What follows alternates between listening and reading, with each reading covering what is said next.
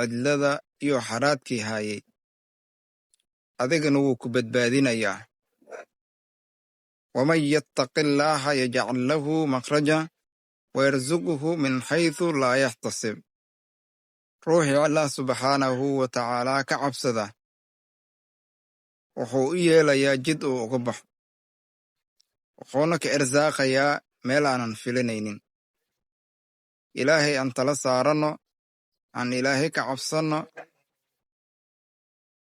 ilaahay uleysadkeenna wuu naga qaadayaa oo wuuna arkayaa wuuna maqlayaa mar kastuu inoo dhow yahay